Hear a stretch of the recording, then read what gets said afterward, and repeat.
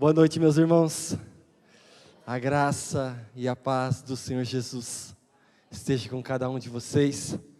Você que nos acompanha através do YouTube, que a graça do Senhor Jesus possa alcançar o seu coração, dos seus familiares. Porventura irá acompanhar em algum momento que o Senhor permitir, que a graça do Senhor possa alcançar o seu coração. Eu queria convidar você a aquietar o seu coração nessa noite, a acalmar o seu coração no Senhor nessa noite. Eu gostaria de, em especial, te fazer uma pergunta. O que você faria se esse fosse o último culto seu aqui na terra? O que nós faríamos se nós soubéssemos que daqui entre 20, 30, 40 minutos esses céus fossem rasgados e Jesus viesse buscar a sua igreja? O que nós faríamos nessa noite? Com o que nós nos preocuparíamos nessa noite? Qual seria a prioridade do nosso coração nesse momento, se nós soubéssemos que daqui a 30, 40 minutos nós estaríamos nos encontrando com o Senhor nos ares? Qual seria a nossa expectativa? Eu queria pedir para você nessa noite, que seja essa a sua expectativa nessa noite. Mas não somente nessa noite, mas todos os dias da sua vida. Porque nós não sabemos o dia e a hora em que Jesus virá buscar a sua igreja. Ele diz na sua palavra que será como um ladrão. No momento em que ninguém espera, será o retorno dele.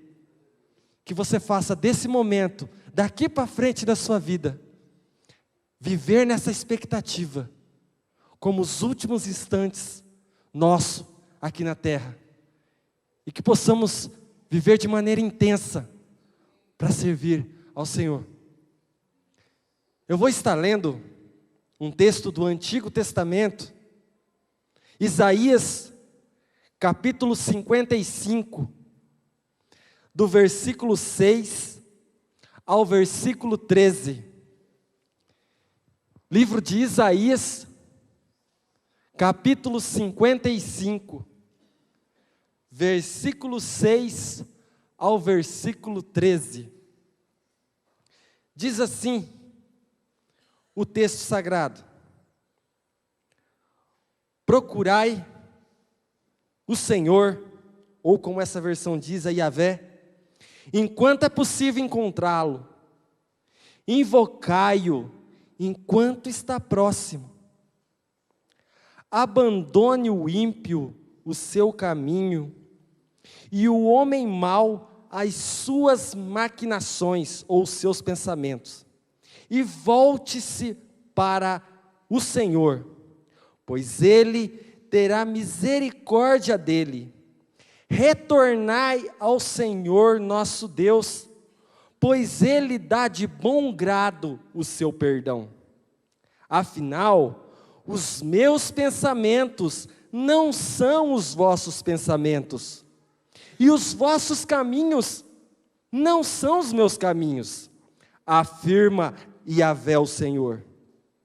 Assim como os céus são mais altos do que a terra, também os meus caminhos são mais altos do que os vossos caminhos, e os meus pensamentos mais altos do que os vossos pensamentos. Como a chuva e a neve descem dos céus e não tornam para eles, sem regarem a terra e fazerem-na brotar as flores e florescer, a fim de que ela produza semente para o semeador e pão para os que dele se alimentam, assim também acontece com a palavra que sai da minha boca. Ela não voltará para mim vazia, mas realizará toda a obra que desejo, e atingirá o propósito para qual a enviei. A vez de sair com grande alegria, em paz sereis reconduzidos, os montes e colinas irromperão em canto diante de vós, e todas as árvores do campo baterão palma em uníssono. No lugar do espinheiro, crescerá o pinheiro, o cipreste. Em vez de urtiga, as roseiras bravas, cheias de espinho, crescerá a murta e o zimbro. Isso servirá de testemunho e exaltará o nome de Deus, para o sinal eterno que jamais será apagado. Feche os seus olhos.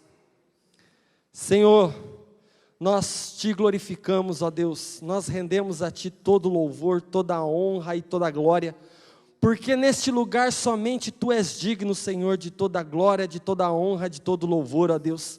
Agora vemos te pedir, ó Espírito Santo de Deus, interneça os nossos corações, toca, Senhor, no mais profundo de nossa alma, ó Deus, para que a Tua palavra possa regar, ó Deus, através da unção do Teu Espírito, e possa trazer, Senhor, transformação de vida, reavivamento de vida, ó Deus, e transformação de caráter para nós, ó Deus. Em nome de Jesus, ó Deus, que a Sua graça esteja sobre a nossa vida neste momento.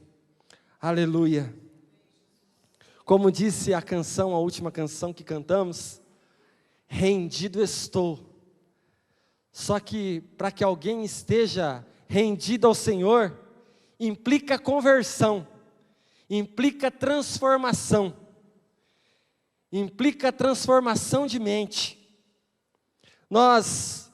E o título dessa mensagem é Voltai ao Senhor. Nós, principalmente nesses últimos anos, nós vemos um fenômeno de conversão em massa em nosso país.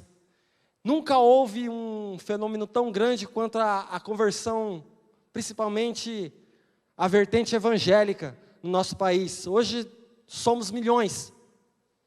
Mas o que eu queria tratar nessa noite é o que tem motivado essas conversões. O que tem gerado nessas conversões. Porque muitas vezes o que nós notamos é que a pessoa simplesmente ela muda o seu estereótipo, ela muda a sua forma de se mostrar diante da sociedade, ela se mostra uma forma diferente de se comportar na sociedade, e a conversão em si só, a conversão em um sistema religioso, ou um grupo específico, ou fazer parte de um grupo específico, ela traz no máximo uma roupagem moral diferente. Ela traz no máximo em si um comportamento moral diferente diante da sociedade. Antes, o camarada vivia no bar, antes o camarada vivia na roda de amigos, ia lá para o futebol dele,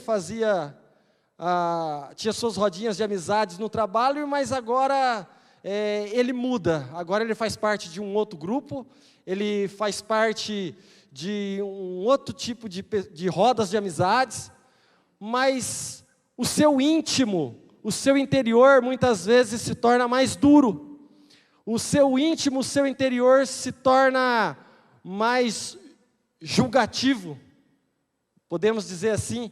Essa pessoa ela se torna, digamos, ela se autoproclama um juiz de Deus, e eu sirvo a Deus, eu mudei de vida, eu faço parte desse grupo, e agora eu sou o oráculo de Deus no meu trabalho, e eu sou a última palavra no que se diz respeito a qualquer coisa. Eu espero primeiro os imorais falar, e eu venho como oráculo de Deus dizer, isso que vocês estão falando é errado, e vocês vão para o inferno.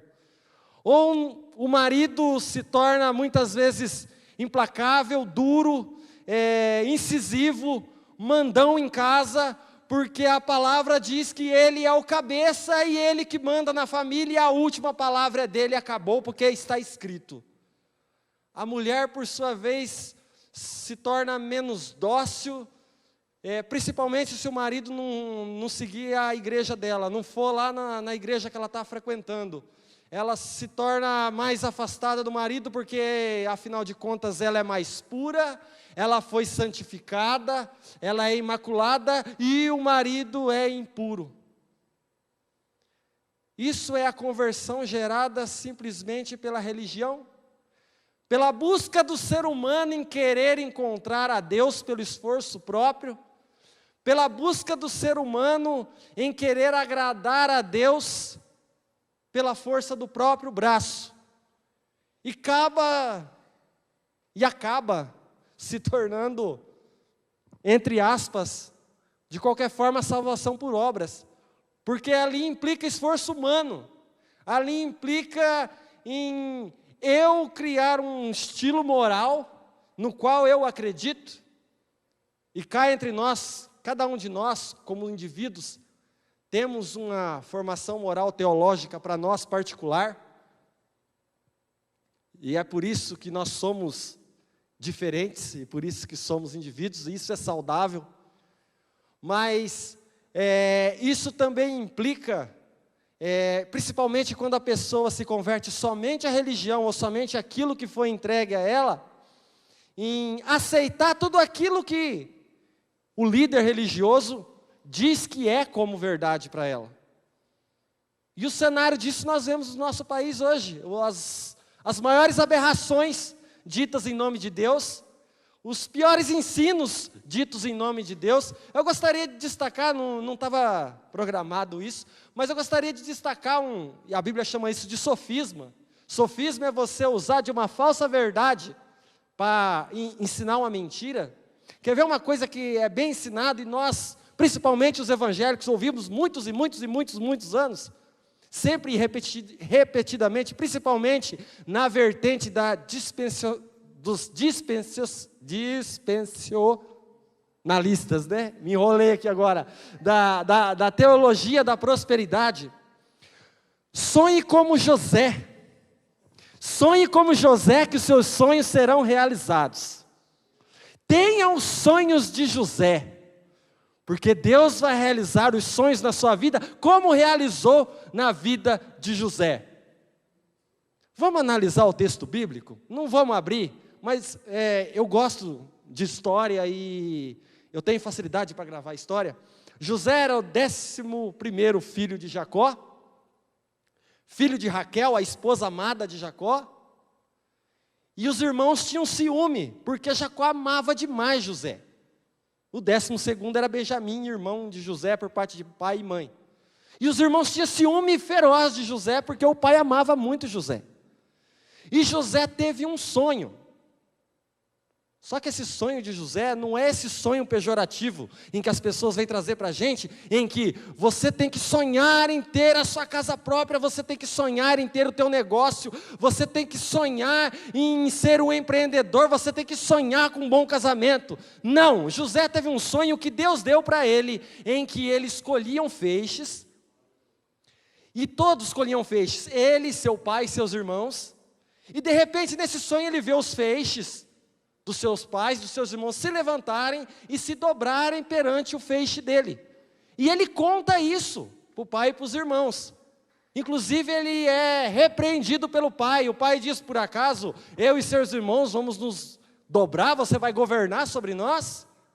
E os irmãos ficaram muito mais ciúme de José ainda. E aí, para completar o ciúme tremendo que os irmãos tinham, o pai vai e faz uma túnica toda bonita para José e colorida. E nós devemos refletir sobre o contexto da época, que roupa naquela época era caro. Não era qualquer um que podia ter várias vestes de roupa. Era no máximo uma ou duas e olha lá, era muito caro você ter uma roupa. E o pai vai e faz uma roupa para o filho predileto. E manda o filho predileto ir lá ver se os irmãos estavam cuidando bem do rebanho do pai. E os irmãos, é claro que não estavam cuidando bem, e José ia e falava para o pai: ó, eles não estão cuidando bem. E os irmãos foram ficando cada vez mais enciumados, até que decidiram matar José. Então eles decidem matar José, e ele é salvo por um dos irmãos, que diz: então vamos fazer o seguinte, nós não vamos matar não. Nós vamos catar a roupa dele, nós vamos rasgar toda a roupa dele, embeber no sangue de um animal, eu acho que de um cordeiro, e vamos jogar ele numa cisterna e vamos vender para os midianistas, como escravo. E assim fizeram com José. José é vendido como escravo, vai para o Egito, e lá no Egito ele serve na casa de Potifar, e da casa de Potifar ele é injustiçado, porque a mulher de Potifar tenta agarrá-lo, e diz que ele que tentou agarrá-la, e Potifar manda ele para a prisão. E lá na prisão tem dois, o padeiro do rei e o copeiro do rei. E eles têm 2 sonhos, e eles contam esses sonhos para José. E José diz a interpretação desses sonhos para esses camaradas, e o que ele interpretou aconteceu. E ele disse para o copeiro, para ele lembrar dele quando ele estivesse no palácio, porque o copeiro seria restituído o cargo e o padeiro iria morrer. E o copeiro é restituído o cargo e não lembrou-se de José. Até que o faraó teve um sonho. E o faraó ficou perturbado com aquele sonho. E então o copeiro lembra dos sonhos da revelação de José e leva José perante o faraó. José dá a interpretação desse sonho para o faraó. E o faraó ele não dá somente a interpretação, mas como o faraó pergunta para ele, o que você acha que nós devemos fazer? E ele, com a sabedoria dada por Deus, diz o que deveria ser feito, e o faraó o coloca como governador do Egito. Note que José, em momento algum, ele sonhou em ser governador do Egito. Note que José, em momento algum, teve uma intenção de governar país nenhum. Note que, em momento algum, isso partiu do coração de José, mas partiu do princípio de que Deus queria colocar ele no trono do Egito. Toda premissa é dada por Deus e não parte dele, parte de Deus. E nos é vendido que o sonho de José se cumpriu. José sonhou então ser o governador do Egito? Não, mentira. José teve uma revelação de Deus do que aconteceria no futuro, assim como aconteceu com Daniel. Engraçado que ninguém fala para sonhar igual Daniel, né? Acho que é porque todo mundo tem medo de ir para a cova dos leões igual Daniel, né? Aí ninguém quer sonhar como Daniel, só quer sonhar como José. Está vendo como que é nos ensinado vários sofismas, vários enganos? E essas pessoas, voltando ao que eu estava dizendo, são levadas a esse sofisma, a esses enganos, criados pela religião. E o Senhor nessa noite vem nos mostrar o que é a verdadeira conversão. O que é o verdadeiramente voltar-se a Deus. Note no versículo 6. No versículo 6, diz assim: procurai ao Senhor enquanto é possível achá-lo. Invocai-o enquanto está próximo. O pastor tem sempre batido nessa tecla e dito veementemente que o Antigo Testamento, ele só pode ser lido através da ótica de Jesus. Tudo o que está, não só no Antigo Testamento, mas em toda a Bíblia, tem que ser vista a partir de Jesus e o seu Evangelho. Esse texto, para você ter uma ideia, de Isaías 55, ele foi escrito 712 anos antes de Jesus. Se for contar a nossa época, ele foi escrito há 2.734 anos. Você imagina um povo há 2.734 anos atrás. Isaías estava escrevendo para esse povo, dizendo sobre o Messias, dizendo sobre o reino do Messias. Você pode ler na sua casa depois, mas esse contexto de Isaías 55, ele começa lá em Isaías 53, que quando dividiram, no ano de 1200 e alguma coisa, um monge católico, ele dividiu a Bíblia em capítulos, para maior compreensão. 300 anos depois foi dividido em versículos, para que a gente pudesse estudar melhor a Bíblia. Mas o livro original, ele é escrito sem divisões, ele é como uma carta inteira. E ali no capítulo 53, o profeta, por inspiração do Espírito Santo, começa a dizer sobre a obra que o Filho de Deus viria fazer na terra. Como ele deveria perecer pelos nossos pecados, como ele levaria sobre o madeiro todos os nossos pecados, todas as nossas enfermidades, todas as nossas mazelas.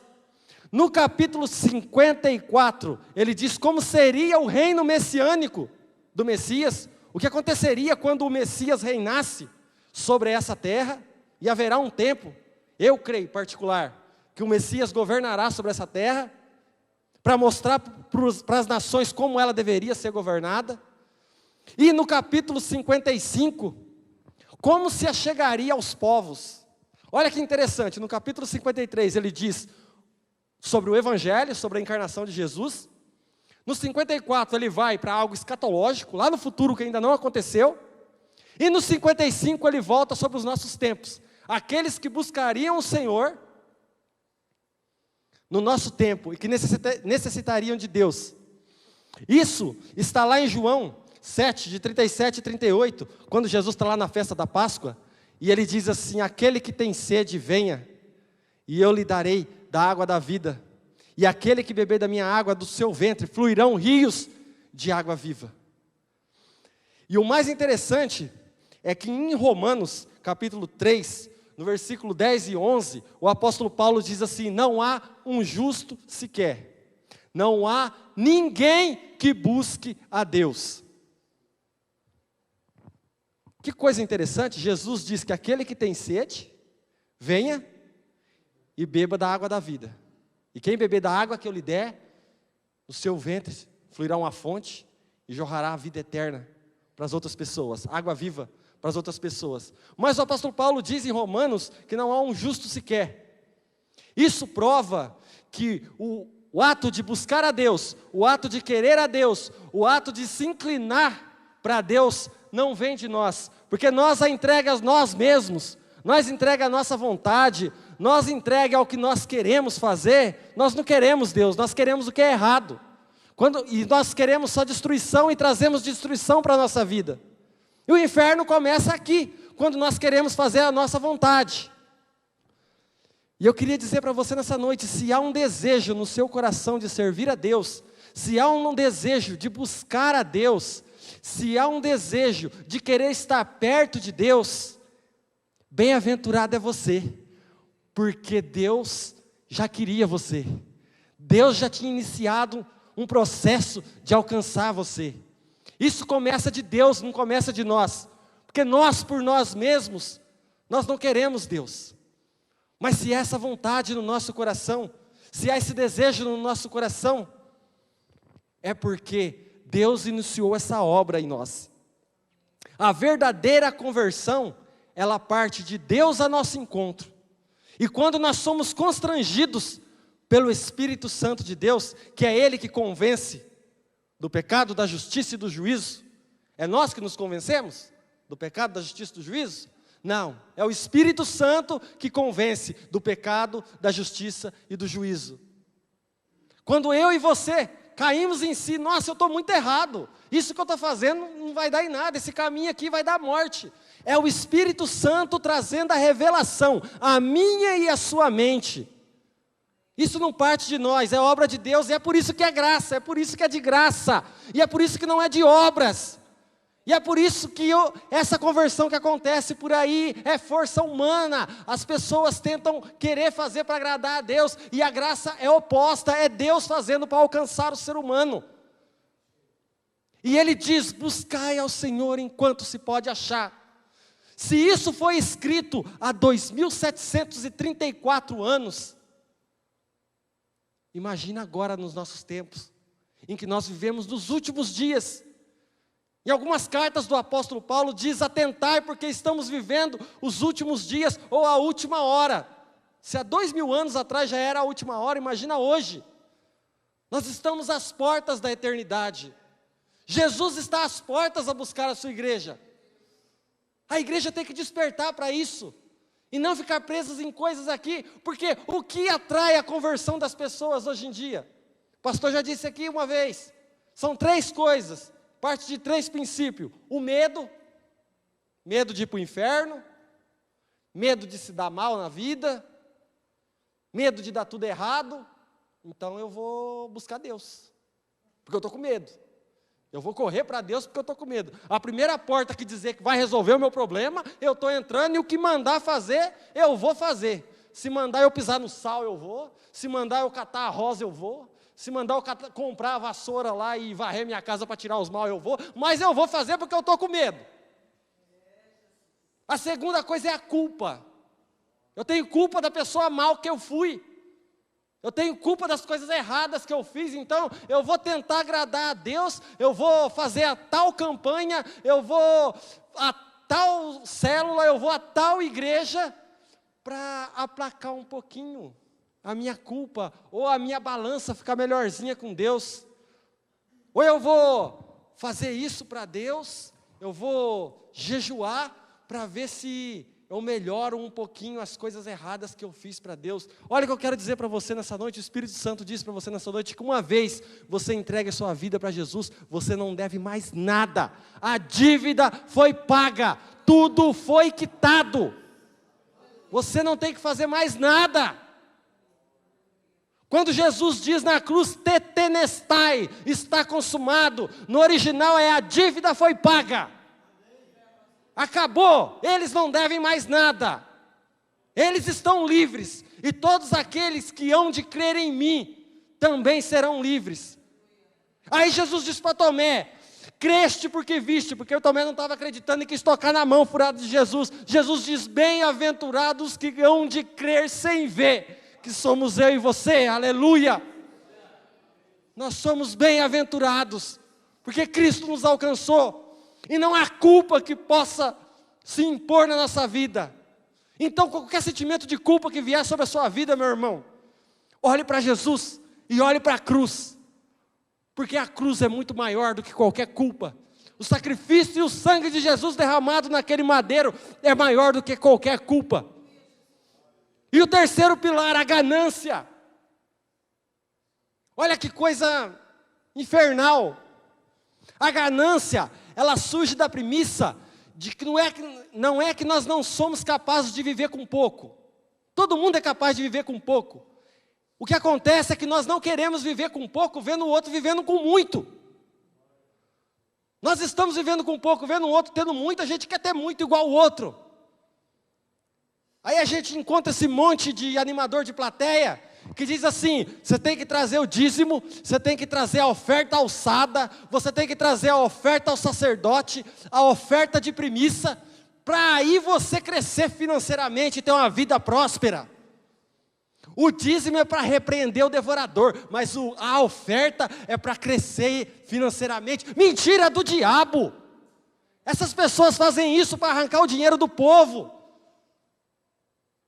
Isso é extorsão gospel. E nós devemos denunciar isso sim. Porque o compromisso nosso é com o Evangelho e com Jesus Cristo, que é a palavra de Deus. É claro que você deve ofertar sim. É claro que você deve ofertar na comunidade que você participa. Você tem que meter a mão no bolso sim. Porque ali é um lugar, este é um lugar onde a palavra é pregada, é ensinada. Pessoas são levadas a Deus. Mas não essa extorsão maldita que eles fazem, de querer arrancar tudo das pessoas. Onde, coitado do irmão, não tem nenhuma bicicleta e o pastor está andando de carro importado. Pessoas passando necessidade dentro das igrejas e pastores voando de jatinho. E dizem ser seguidores do Filho de Deus, que disse que não tinha, o Filho do Homem não tinha nem onde reclinar a cabeça. Oh Senhor, tem misericórdia da sua nação. Tem misericórdia desse povo sem instrução. São guias cegos, levando o povo para caminhos cegos. Caminhos e pensamentos de Deus, versículos 7 ao 9. Abandone o ímpio o seu caminho, e o homem mau as suas maquinações, os seus pensamentos, e volte-se para o Senhor. Ali está escrito Yahvé. Eu vou abrir um parênteses. Por que algumas versões está escrito Senhor e outra está escrito Yahvé? Porque quando Deus disse para Moisés lá na sarça ardente, Moisés falou, quem que é o Senhor para eu saber para aquele povo lá, para falar que o Senhor me mandou? Aí o Senhor falou, meu nome é YHWH. Traduzido por Yahvé, Jeová, Yaúra, ou Yaúra. Ninguém sabe a pronúncia, porque era impronunciado, que os judeus tinham medo de pronunciar o nome de Deus, porque Deus dizia, eles interpretavam na lei lá, que aquele que tomasse o nome de Deus em vão, seria culpado. Uma interpretação equivocada também, porque o que Deus estava dizendo ali, é que aquele que se dizia servidor de Deus, e praticasse o que era a obra de pessoas ímpias e más, estava tomando o nome de Deus em vão. É a mesma coisa de eu e você, dissermos que servimos Jesus, e enganarmos, e andarmos na mentira, e roubarmos e passarmos outros para trás, nós estamos tomando o nome de Jesus em vão, porque nós estamos representando Jesus. É isso que o texto dizia. Só que eles achavam que dizer o nome de Deus em si, em vão, aí trocavam por Adonai, Senhor. Aí os tradutores da Bíblia, alguns traduziram por Adonai, outros traduziram por Senhor, outros traduziram por Yahvé, mas na verdade é simplesmente eu sou. A tradução do nome de Yahvé é eu sou, simplesmente isso. E Jesus diz, antes de Abraão, eu sou. Jesus é o eu sou. Quem segue Jesus, segue o eu sou. E Deus diz algo interessante, outro sofisma, está implícito no texto e que nós vimos muitas vezes, muitas pessoas falar, os caminhos de Deus são mais altos que os nossos caminhos, os sonhos de Deus são mais altos que os nossos sonhos. Então sonhe os sonhos de Deus, meu irmão. Você está com mesquinharia, você está pensando muito pequeno. Sonhe os sonhos de Deus, que Deus sonha os sonhos altos. Deus tem coisas altas para você. Caminhe os caminhos de Deus, que os caminhos de Deus é coisa alta. Olha o que o texto diz, não tem nada a ver com caminhar com coisas altas, de coisas materiais dessa terra. Olha só, abandone o ímpio o seu caminho. Está transmitindo lá? E o homem mau, os seus pensamentos. Caminho do ímpio, caminho do homem mau. Deus está dizendo, abandona o caminho do ímpio. O que é o caminho do ímpio? É enganar os outros para trás, é passar os outros para trás, é roubar, é mentir, é extorquir as pessoas, é falar mal do irmão enquanto o irmão não está perto, é dar risada, ser falso com as pessoas, dar risada na frente, mas odiar a pessoa no coração. Isso é caminho do ímpio. Pensamento do perverso. Adular a pessoa pela frente, mas querer derrubar a pessoa pelas costas. É querer levar vantagem sobre tudo. É o tal do jeitinho brasileiro. Se fosse na tradução em versão nossa, né? Abandona o jeitinho brasileiro. Até porque Deus não é brasileiro, Jesus era judeu. Tem gente que acha que Deus vai dar um jeitinho, eu faço a caca aqui. Eu fiz a minha caca, não consultei a Deus. Deus agora arruma aqui, me dá um jeitinho brasileiro. Eu quero dizer para você que Jesus não era brasileiro, Jesus era judeu. Ele não vai dar jeitinho brasileiro para você nenhum. Abandone o seu mau caminho e busque o caminho do Senhor, as suas maquinações, e volte para Yahvé, pois Ele tem misericórdia, pois Ele dá o bom grado, o seu perdão. Próximo versículo. Afinal, os meus pensamentos, abandone o pensamento mal do ímpio e vá para os pensamentos do Senhor. Os meus pensamentos não são os vossos pensamentos. Está vendo como não tem nada a ver com coisa próspera? E os meus caminhos não são os vossos caminhos. Próximo versículo. Assim como os céus são mais altos do que a terra, também os meus caminhos são mais altos que os vossos caminhos. E os meus pensamentos são mais altos do que o vosso pensamento. Jesus está chamando nós, Deus está chamando nós a pensar como Ele pensa, a caminhar como Ele caminha. E como que eu vou saber como que Deus pensa? Aí lascou, irmão, porque eu nunca vi Deus. Como é que eu vou saber como que Deus pensa? É só olhar para Jesus e o Evangelho. Como que Jesus tratava a prostituta? Como que Jesus tratava o publicano? Como que Jesus tratava o fariseu? Como Jesus tratava quem tinha dinheiro? Como Jesus tratava quem não tinha dinheiro? Como Jesus tratava o doente? Como Jesus tratava o são? Como Jesus tratava o velho? Como Jesus tratava o escravo? Como Jesus tratava as crianças? Esses são os pensamentos de Deus. É agir como Jesus agia. Deus, Ele chama para um patamar mais alto. Um caminho mais alto acima do intelecto humano. Deus chama a uma sinceridade de andar com Ele. A pessoa ela pode ser formada nas maiores universidades, ter títulos de doutorados, ter títulos de mestrados, dizer que conhece Deus, ter os maiores cursos teológicos, conhecer a Bíblia de capa a capa, mas se ela não tiver sinceridade com Deus, não vale de nada. Deus busca sinceridade. A balança que vai validar o meu e seu relacionamento com Deus é o nível de sinceridade que nós temos para com Ele. E como que nós sabemos, eu e você sabemos que nós estamos sendo sinceros com Deus? É quando nós estamos sozinhos, no secreto. Aquilo que eu e você somos quando nós estamos sozinhos, é o que vale para Deus. Não é as performances humanas dentro dos templos, não é a performance humana nas ruas. É claro que isso vai refletir de uma transformação interna, minha e sua. Que se eu for sincero com Deus e Deus me transformar internamente, o meu comportamento também vai ser diferente. Note que a transformação é de dentro para fora e não de fora para dentro. E a conversão à religião, ela é ao contrário, ela acontece de fora para dentro. Aliás, dentro não acontece nada, né? Só acontece por fora.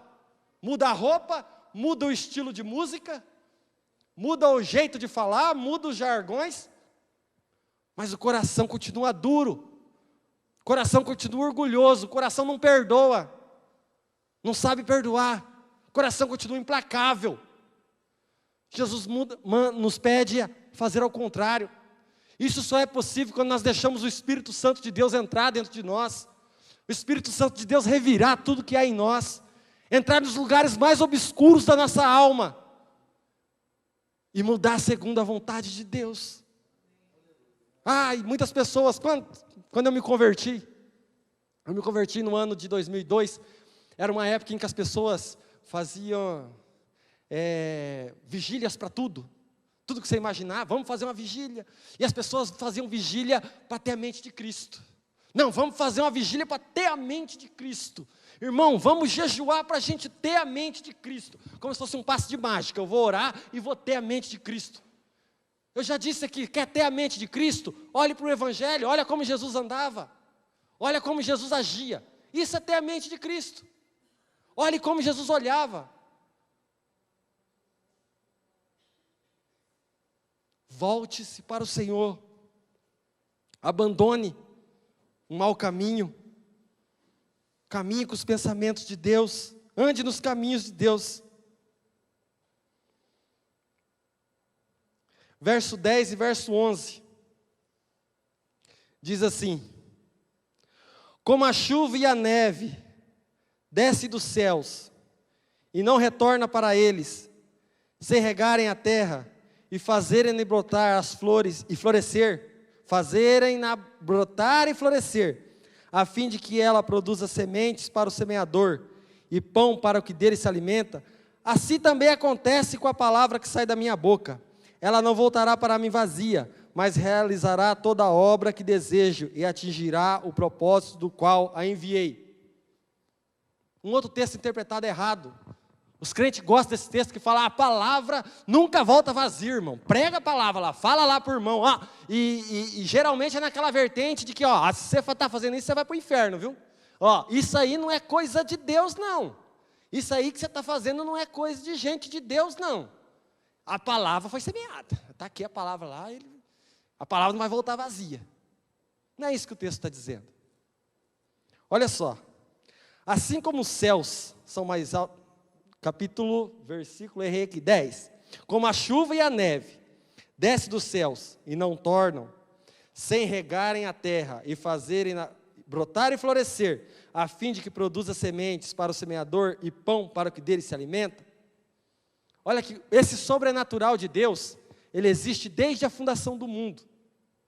E não existe ciência, não existe inovação humana capaz de mudar esse princípio imutável de Deus.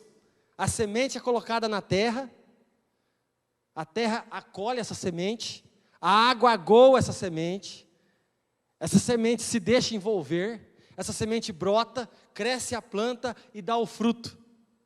Se eu e você estamos aqui nessa noite, se existe essa população imensa no planeta Terra, que são de bilhões de pessoas, é porque esse princípio imutável de Deus, desde a fundação do mundo, continua se repetindo, se repetindo, se repetindo, se repetindo. Cai a semente na terra, a terra envolve, cai a água, a semente brota, dá o fruto.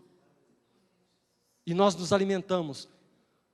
Tudo que eu e você comemos veio desse princípio.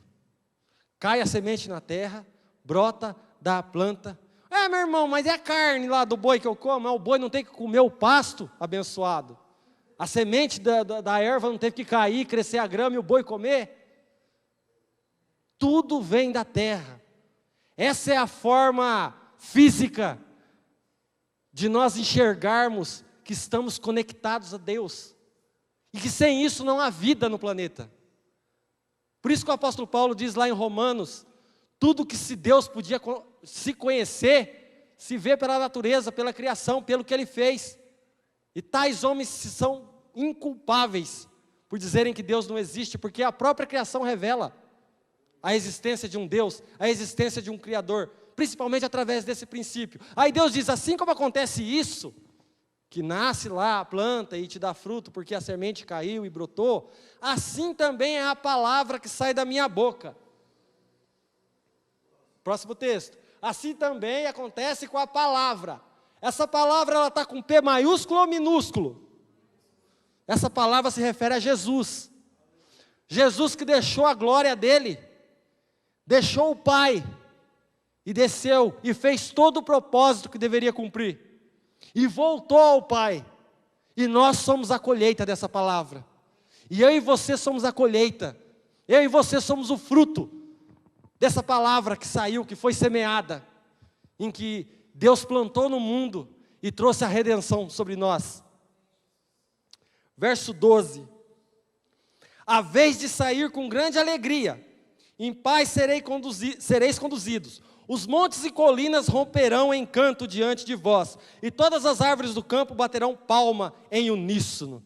Olha que coisa linda, já pensou você ver essa imagem? Que negócio louco, é isso que vai acontecer, será? Eu vou sair, o monte está lá pulando, eu vou louvar a Deus.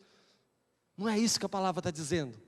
A palavra está dizendo que essa transformação de mente, esse caminhar nesse caminho mais alto de Deus, eu buscar esse pensamento mais alto de Deus, que é de Cristo, a minha mente será transformada de tal forma, que eu serei conduzido em paz, a paz de Deus que excede todo entendimento envolverá o meu ser, e a minha visão do mundo será transformada, e aí eu vou ver a árvore glorificando a Deus, porque o balançar do vento nas árvores, é a árvore glorificando a Deus, o cantar dos pássaros, são a natureza louvando a Deus.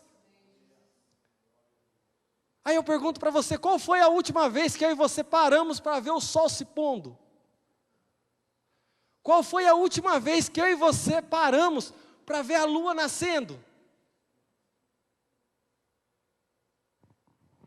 Essa é a mudança de mente que Deus nos chama, para ver a gloriosa criação de Deus louvando a Ele, assim como nós. Nosso espírito louvando a Deus juntamente com toda a criação da terra, e nós começamos a ver através de outra ótica. Aí sim, a árvore louvando a Deus, a árvore exaltando o nome de Deus. Lembra aí da fruta que você mais gosta? Lembra você comendo essa fruta? Eu gosto de uva Niágara, aquela pequenininha. Uma delícia você morder o cacho de uva. Isso é comunhão com Deus. Isso é graça de Deus. Isso é andar com Deus. Você quer catar uma coisa que veio direto da mão de Deus? Pega uma fruta, pega um animal. Isso veio direto da mão de Deus. Foi Deus que criou para mim e para você. Só que a gente está tão preocupado com as coisinhas pequenas, em ter, em achar, e ver se está certo, se não está certo nessa terra, que nós esquecemos da maravilhosa graça de Deus, que é essa explosão de vida que existe, em que nós fazemos parte. E ver Deus na vida do irmão, e ver Deus na alegria, no sorriso de uma criança. Isso é ver a transformação de Deus. Versículo 13, para encerrar. No lugar do espinheiro crescerá o pinheiro e o cipreste, e em vez da urtiga e roseiras bravas, cheias de espinho, crescerá a murta e o zimbro. Isso servirá de testemunho, e exaltará o nome do Senhor, para sinal eterno, que jamais será apagado. Eu e você temos sido murta, que era uma planta usada para remédio, ou a gente tem sido espinheiro? A gente tem sido aquela pessoa que ninguém pode chegar perto de nós que já espinha. Ninguém pode chegar perto de nós que já se machuca. Ah, meu irmão, lá em casa está difícil, que minha mulher está um espinheiro. Não posso chegar na mulher, que a mulher já machuca eu. Não posso chegar no marido, que o marido já machuca eu. Quero dizer para você que Deus é poderoso para transformar esse espinheiro em planta medicinal, para transformar eu e você, que às vezes nos nossos comportamentos nos tornamos espinheiros e machucamos os outros, em plantas de cura para a vida das outras pessoas, em plantas de transformação de vida, que traz transformação, que traz renascimento, que traz graça. que nós possamos nos entregar essa verdadeira conversão, essa conversão genuína, que é o agir do Espírito Santo através das nossas vidas. E eu quero repetir o que eu já disse para encerrar. Se dentro do seu coração, você que está nos ouvindo através do YouTube, se dentro do seu coração há o desejo de servir a Deus, se dentro do seu coração há o desejo de agradar a Deus, de ter comunhão com Deus, é porque Deus está sedento de desejo de você. É que Deus está querendo você. Se você está querendo Deus, é porque Deus já quer você. Se entregue a Deus e deixa Deus fazer o melhor que Ele quer fazer na sua vida. Amém?